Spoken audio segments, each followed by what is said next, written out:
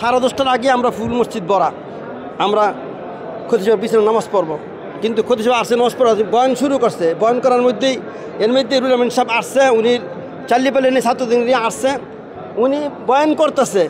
তো উনি তো বলে শুনছি কমিটিটা না করছে মসজিদে ঢুকার জন্য। উনি বলছে আমি নামাজ পড়াবো না, নামাজ পড়বো।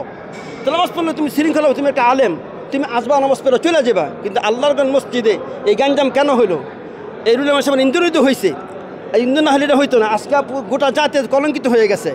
সারা পৃথিবীতে মিডিয়া দেখছে যে বাংলাদেশ জাতীয় মসজিদ বাইতুল কালামে আজকে জুমার নামাজ আজকে গ্যাঞ্জাম হয়েছে। আমরা এটা কাম্য না। আমরা চাই এখানে বর্তমানে রাষ্ট্র যে পরিচালনা হবে ইসলাম ভিত্তিক, এটাই আমরা চাই। যেই ক্ষতি আমাদের হকপন্থী, সেই ক্ষতিপূরণ নজ করতে আমরা চাই। আমরা ক্ষমতার লোভে তাদের ভিতরে রিয়া থাকবে, ক্ষমতার রিয়া থাকবে যে আমি এই দল করি, এই সমস্ত ক্ষতি আমরা চাই না। যার ভিতরে বিন্দু মাত্র রিয়া থাকবে না, ইসলামের পুরা তার ভিতরে থাকবে, জানটা থাকবে, ওই ক্ষতি আমরা চাই। আর সেটা বলি যে আমরা আসছি নামাজ পড়তে। আজকে কেন এই কাজটা হলো?